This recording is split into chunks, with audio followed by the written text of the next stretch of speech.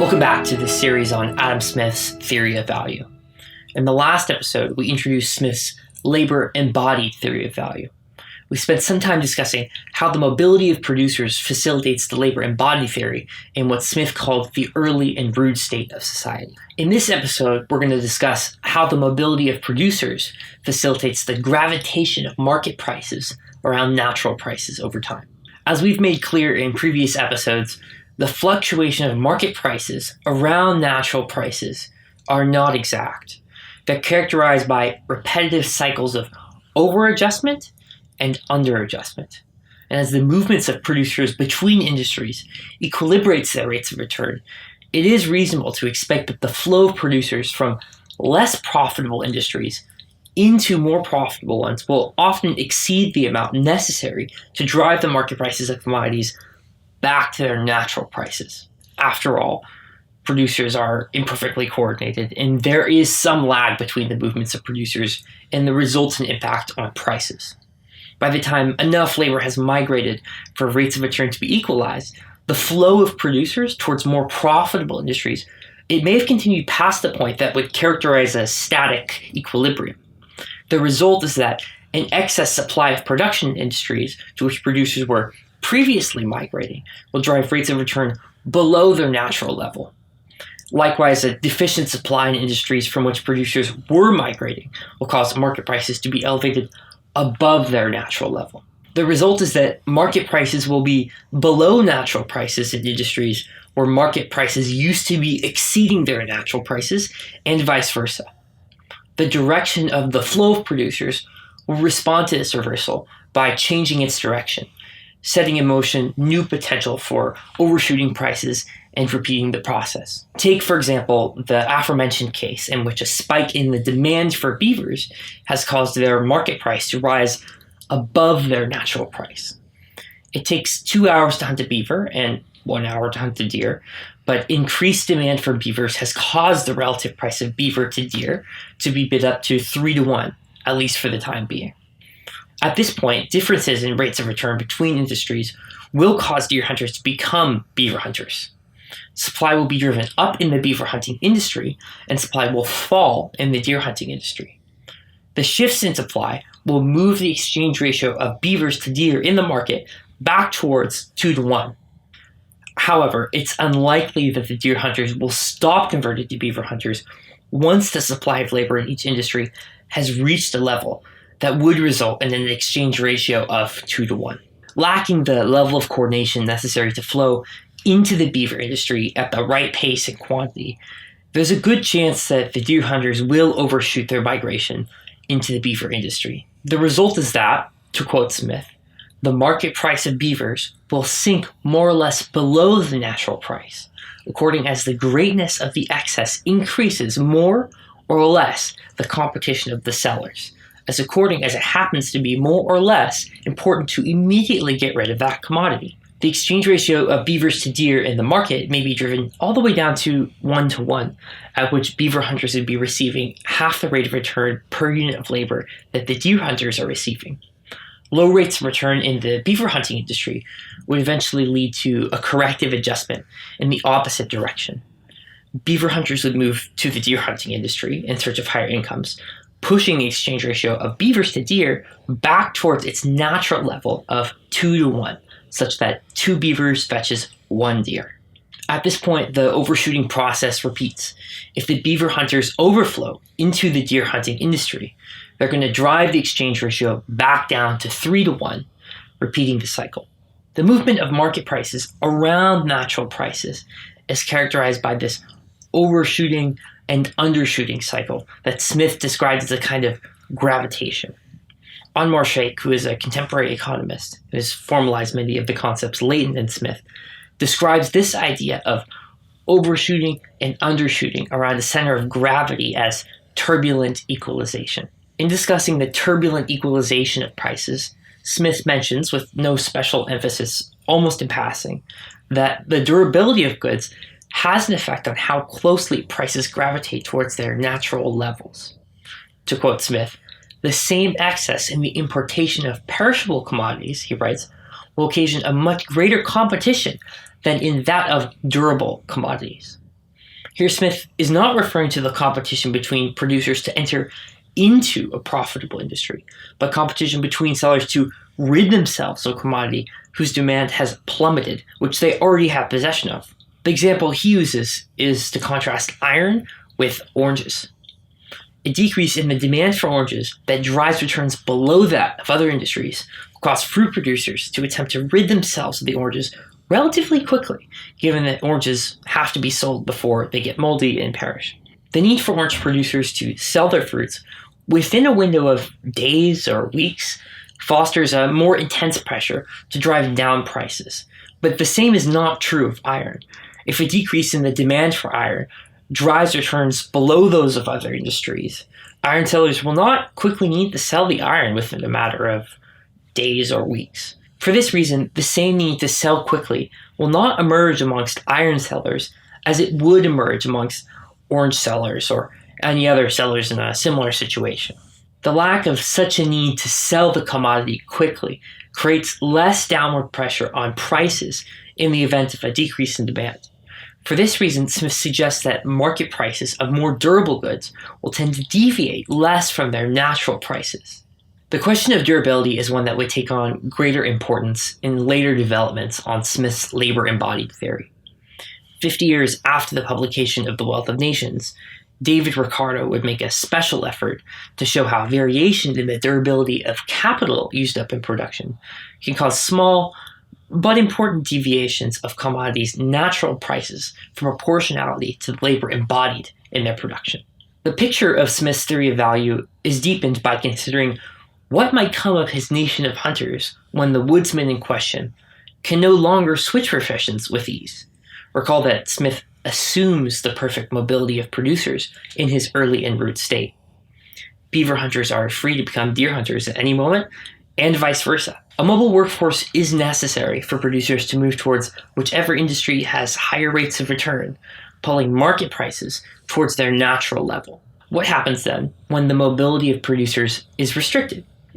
The answer is, as one would intuit, the relative prices of commodities are not pulled as strongly towards proportionality with the labor embodied in their production. Since the mobility of producers is the mechanism by which market prices tend towards natural prices, restrictions on the mobility of producers will affect deviations of market prices from natural prices. Prices bid above their natural level by a surge in demand will not as readily be met by an influx of supply to drive those prices downward. Likewise, prices falling below their natural level will not as readily be driven back up by an evacuation of suppliers from that industry. The issue in these scenarios is not that producers are not drawn to increase supply, where production must be increased in order to bring market prices back to their natural level. Such incentives are certainly present. For reasons we'll get to shortly, they can even be magnified by the greater price oscillations which occur when the mobility of labor is hindered. Why then does this mobility of producers affect the variation of a price around its center of gravity? The reason why market prices will stray from natural prices to a greater degree when the mobility of producers is stunted is simply because changes in production are not able to be made in responses to change in rates of return as quickly as they would otherwise be made. In the case that a commodity is no longer favored and falls out of demand, a commodity supply that would otherwise be curtailed in the face of low rates of return will not be diminished as quickly by a fleeing of producers if they can't easily switch to another profession. This causes the market price of the good to fall lower in proportion to the extent of producers' immobility. The extreme case of this is one in which no producers can cease making the commodity as even fewer people come to demand it, bringing incomes down drastically. Likewise, producers who can't flock to the production of commodities with high rates of return cannot drive down an increasingly pricey good that is newly under high demand if they can't leave their relatively unprofitable present jobs. The result is that the commodity's market price will rise more above the natural price than it would have otherwise, to the degree that producers are blocked from entering the industry in question. The extreme case of this example is one in which no new producers are allowed to enter into the high return industry, leaving producers existing there to gain a monopoly and set prices as high as they will be paid. Just as the moon's lesser gravitational pull allows astronauts to stray farther from the ground when they leap, economies with less mobility of productive factors allow prices to stray farther from their natural level before pulling them back to Earth. Let us return again to the early and rude state to demonstrate how immobile producers breed greater deviations of market prices from natural prices. Imagine the same scenario as before. It takes 2 hours to hunt a beaver and 1 hour to hunt a deer. Then let's add a new element. Whenever a producer wishes to change the animal he hunts, he must wait a week for his friend to fashion him a new kind of spear, appropriate for hunting this season's variety of whichever animal he is diverting his attention to. The necessity to wait 1 week for the crafting of this new spear inhibits the mobility of beaver and deer hunters between each other's professions. And to that end, the relative prices of beavers and deer have the potential to stray farther from their natural 2-to-1 exchange ratio than they would have otherwise. Say that the surge of demand for beavers drives the exchange ratio of deer to beavers up to 3-to-1, as before.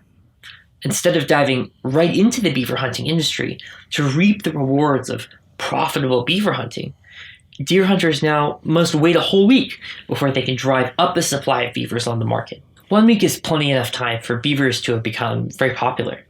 By the time that the week has ended and the former deer hunters have begun to drive down the price of beavers, the exchange ratio between the two commodities may have climbed to an even higher ratio of 4-to-1. The exchange ratio would never have reached that extreme if deer hunters were mobile enough to begin hunting beavers as soon as beaver hunting became more attractive. The longer that deer hunters took to switch professions, that is, the more immobile they were, the farther the exchange ratio would have had the potential to sway from its natural level. Moreover, it's not unreasonable to think that it would take longer for the newly minted beaver hunters to drive the relative price of beavers down to its natural level than if the price of beavers had not risen as high. The result then is twofold.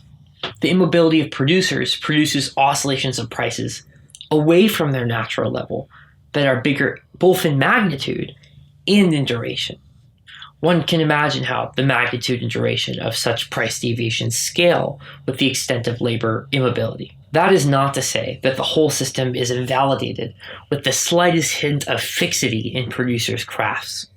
Although the gravitational pull of value is reduced in accordance with the stultification of producers' migration, price gravitation is not eliminated insofar as there is still some movement between industries. The gravitation of market prices towards natural prices is a form of what might be called spontaneous order. It's not the intention of any particular producer that the proportionality of prices tends towards their relative labor embodied. In fact, the mechanism that causes prices to gravitate towards their natural level emerges out of motivations that are entirely opposite to the results that they achieve. Producers who leave unprofitable industries for more profitable ones don't intend to drive down prices in the industries to which they flood, or drive up prices in the industries from which they vacate. Yet that is what they achieve. The mobility of producers causes market prices to tend towards their natural level. This outcome is not the summed intentions of migrating producers. Instead, it occurs as the result of interactions between producers. The whole is greater than the sum of its parts. The spontaneous order of price gravitation is a manifestation of Adam Smith's invisible hand, the force which causes an outcome which is beneficial for all to emerge from the interaction of purely self-interested individuals. The invisible hand itself is a manifestation of the theme, which is arguably the guiding methodological principle of all of classical economics. That principle is emergence, the proposition that wholes are the result of interactions between the parts, not amalgamations of isolated identities. In the version of the early and rude state we've been exploring so far, we've assumed constant the degree of skills, tools, and hardships that's present in different crafts. In the next episode, we're going to relax some of these assumptions and see how it affects the labor-embodied theory of value. If you're a graduate student or a professor studying economics, particularly history of economic thought, and you have some interesting work you'd be willing to share with me, I'd like to speak with you. please reach out to me by filling out the form linked in the description of this episode. If you're studying economics at the undergraduate or high school level and you're in need of a tutor, I may be able to help you. You can get in contact with me by filling out that same form. If you'd like to see more content like this, where I discuss various topics in the history of economic thought, please consider checking out my YouTube channel. See you in the next episode.